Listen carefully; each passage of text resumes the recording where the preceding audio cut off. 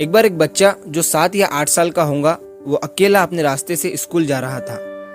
अब स्कूल के रास्ते में उसे एक छोटा सा पपी दिखा जिसके पैर में से खून निकल रहा था। लड़का उस पपी के पास गया और अपनी पानी की बोतल से उस पपी के पैर का खून साफ करने लगा। लड़के ने आसपास देखा, वहां उसे कोई नहीं दिखा। उसे लगा कि ये पपी किसी का होगा जो खो गया है। तो बच्चे ने पपी को अपने साथ अपने घर लेकर आया और वो उसे पालने लगा। वो लड़का बहुत ही गरीब था और वो अपनी माँ के साथ रहता था क्योंकि उसके पिता नहीं थे। स्कूल से आने के बाद वो एक चाय की होटल पर काम भी किया करता था, लेकिन उसकी माँ को हमेशा उसके पढ़ाई के खर्चे की चिंता सताती थी क्योंकि उसकी माँ उसे जिंदगी भर चाय की दुकान पर काम करता हुआ नहीं देख सकती थी। वो उसे पढ़ा लिखा कर एक बड़ा आदमी बनाना चाहती थी और यही हर माँ का सपना होता है। तो अब वो पपी बिल्कुल ठीक हो गया और उस बच्चे के साथ ही रहता और खेलता था। वो पपी रोज बच्चे को स्कूल के गेट तक छोड़ने जाया करता था। तो एक बार जब वो पपी उस लड़के को स्कूल के गेट तक छोड़ने गया तब उस बच्चे के स्कूल में एक बड़े साहब आए हुए थे। बच्चा स्कूल में चला गया लेकिन वो पपी वहीं स्कूल के गेट पर खड़ा हुआ था और वो गेट पर खड़ा होकर स्कूल के अंदर देख रहा था।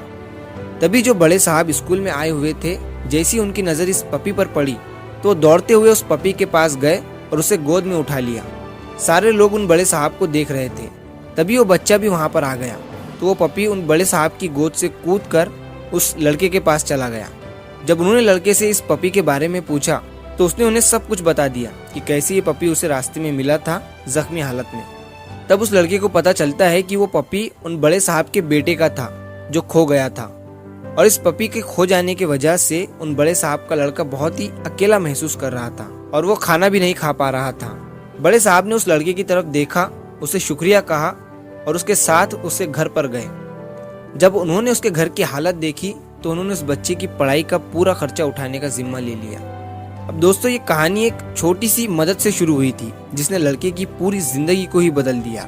आज के टाइम में हमें इस कहानी से सीख लेनी चाहिए क्योंकि नफरत भरी इस दौर में मदद करने वाले बहुत ही कम हो गए हैं। चाहे जानवर हो या इंसान, चाहे हिंदू हो या मुसलमान, मदद आप जिसकी भी करोगे आपको दिल से खुशी महसूस होगी और आपको जिंदगी में ही आपके अच्छे काम का परिणाम यही मिल जाएगा।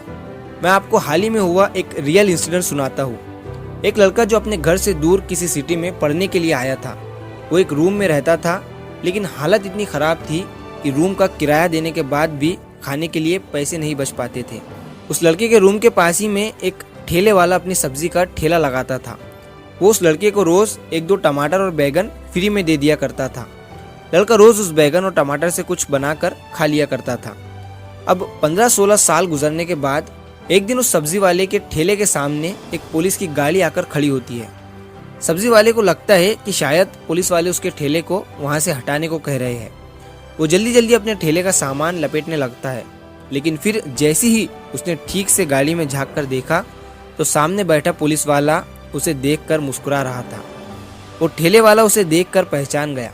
वो वही लड़का था जिसे वो टमाटर और बैगन फ्री में दिया करता था और वो आज उन्हें शुक्रिया कहने आया था। दोस्तों, ये कोई मनधड़क कहानी नहीं है बल्कि एक रियल स्टोरी है डीएसपी संतोष पटेल और उनके दोस्त सलमान की, जिनका वीडियो आप देख सकते हो। सिर्फ एक टमाटर और बैगन से करी हुई मदद कितना बड़ा बदलाव ला सकती है आप देख सकते हो। तो जब भी जिंदगी में मदद करने का मौका मिले ना तो झिझकना नहीं, क्योंकि वक्त कभी भी बदल सकता है और आपको भी मदद की ज़रूरत पड़ सकती है। और जब आपको मदद की ज़रूरत होगी तो आपकी ज़िंदगी में आपको वही मिलेगा जो आपने पहले लोगों को दिया है। किसी एक इंसान की मदद करने से पूरी दुनिया नहीं बदल जाती है, लेकिन उस इंसान की पूरी दुनिया बदल जाती है।